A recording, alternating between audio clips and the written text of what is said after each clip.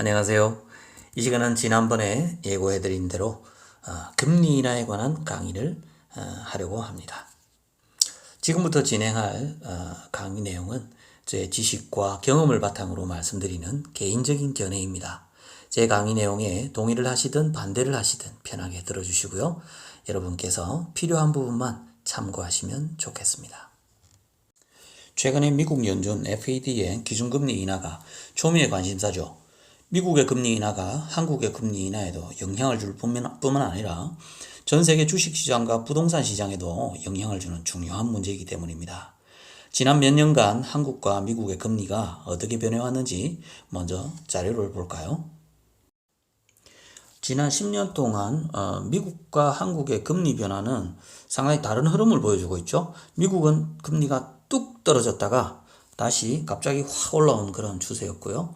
한국은 내려왔다가 올라왔다가 다시 서서히 내려왔다가 그 다음에 찔끔 올라간 그런 상태입니다. 자, 요 그래프를 기억하시면서 다음 설명을 들어보시기 바랍니다.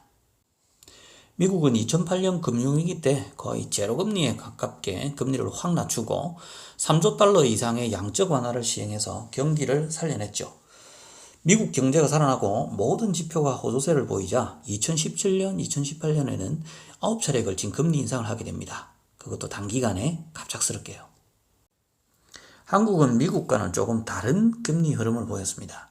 작년에는 금리 역전까지 되어서 미국의 금리가 한국보다 높은 상태입니다. 우리나라는 금리를 많이 올리지 못했죠. 미국과는 형편이 다르니까요. 미국이 금리를 내리게 된다면 한국은행도 금리 인하를 할 여지가 생깁니다.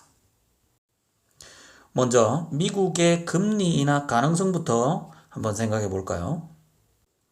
미국의 중앙은행 연방준비제도 FED는 다른 국가들과 달리 국가 소유가 아닙니다. 유대계 금융자본가들을 중심으로 설립된 사설 금융기관이죠. 그런데 이 연준에서 달러도 찍어내고 금리도 관리합니다. 미국이라는 나라가 건국되는 과정에서 행정부와 연준 세력이 어떤 긴장관계를 형성해 왔는지 공부를 해보시면 잘 알 수 있습니다. 링컨, 케네디 같은 유명한 미국의 대통령들도 금융자본가들의 검은 손에 의해 비극적인 운명을 맞았다는 음모설이 거의 정설로 받아들일 정도로 대단히 민감한 사이랍니다. 실은 지금도 연준은 채권자인 갑이고 미 행정부는 채무자인 을입니다. 왜냐하면 연준이 미국 행정부에 100년 전부터 엄청난 돈을 빌려줬고요. 매년마다 많은 이자를 받아 챙기고 있기 때문입니다. 갑과 을의 관계라는 겁니다. 트럼프가 틈만 나면 연준과 파월 의장을 비판하는 이유가 여기 있습니다. 이자를 갑자기 올려버리는데 채무자가 채권자를 좋아할 리가 없죠. 어떤 사람들은 지금 트럼프는 중국과 싸우고 있는 것이 아니라 연준과 싸우고 있다고 말하기도 합니다. 관세 폭탄을 때리면서 중국과 각을 세우고 얼마 전에 멕시코에도 갑자기 관세를 올리겠다고 한 이유가 여기에 있다는 것입니다. 의도적으로 미국의 주식시장을 흔들어 놓고 경기지표를 악화시켜서 연준으로 하여금 금리 인하를 할 수밖에 없도록 하고 있다는 것이죠. 만약에 이게 사실이라면 트럼프는 정말 천재인 것이 분명합니다. 솔직히 미국 대통령들 중에 이 역사상 이렇게 FED 의장한테 제멋대로 비판과 압박을 가하고 함부로 행동한 지도자는 없었거든요. 그러나 연준이 어떤 집단입니까? 전 세계에서 가장 냉철하고 치밀하기로 소문난 유대계 금융자본가의 브레인들이 모여있는 FED가 그렇게 호락호락 트럼프의 압력에 굴복할 리가 없죠.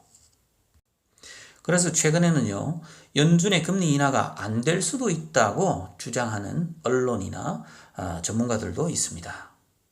하지만 결국에는 연준이 금리 인하를 해야만 할 것으로 보입니다. 미중 갈등으로 미국의 경제 지표들이 계속 악화될 가능성이 높고 뉴욕 주식시장도 다시 폭락장이 연출될 가능성이 높기 때문입니다. 한마디로 말해서 트럼프의 도박이 먹힐 가능성이 높다는 것이죠.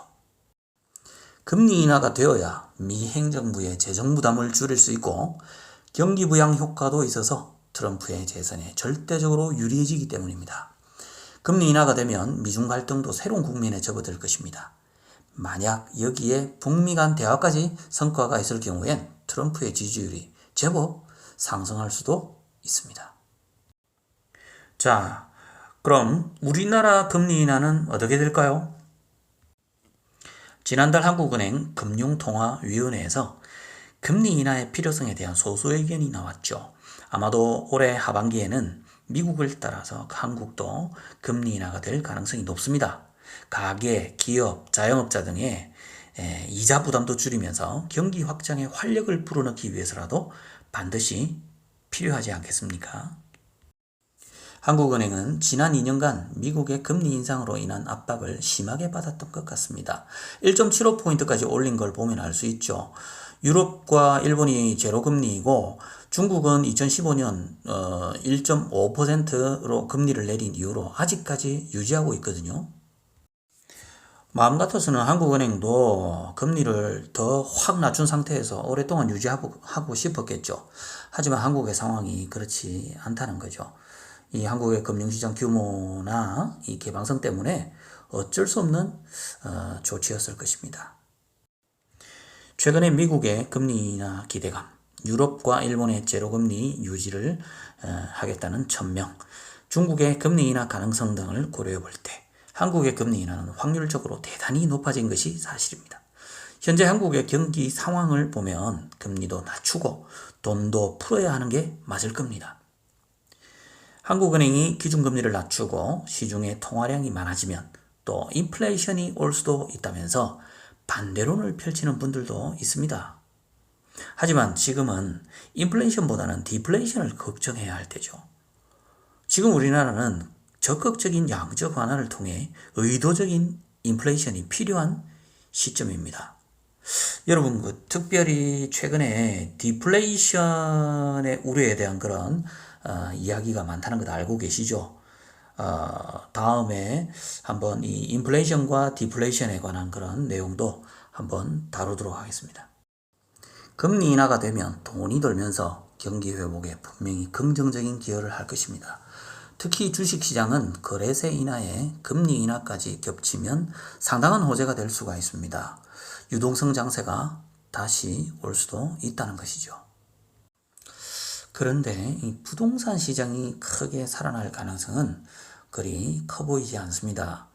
금리 인하만으로는 최근 정부의 온갖 규제들을 뚫고 부동산 거래가 다시 활성화되기는 어렵기 때문입니다. 재산세, 종부세, 양도세 등 온갖 세금 때문에 서울의 부동산은 보유 자체가 부담스러운 지경에까지 이르렀기 때문입니다. 하지만 지방 부동산은 조금의 활력을 찾을 수 있지 않을까라는 생각도 듭니다. 대구, 광주, 대전 등 최근까지도 집값이 상승하던 곳은 물론이고요.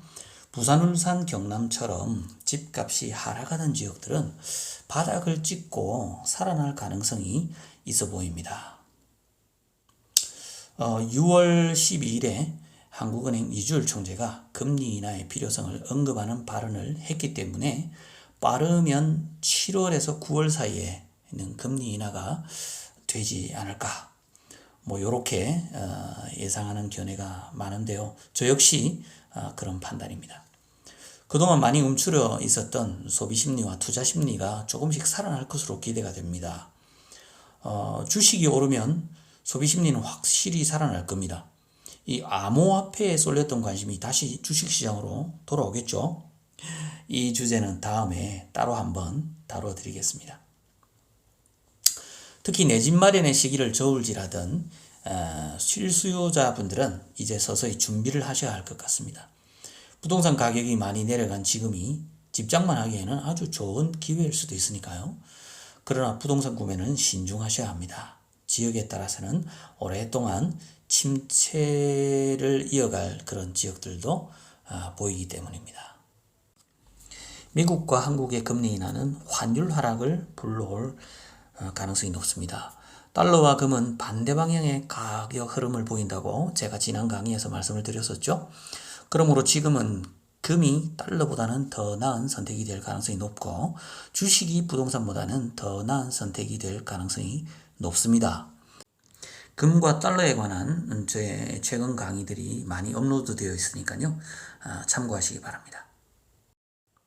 이 시간도 끝까지 제 강의를 들어주신 분들께 감사의 말씀을 드립니다. 다음 시간에는 더 좋은 내용으로 찾아뵙도록 하겠습니다.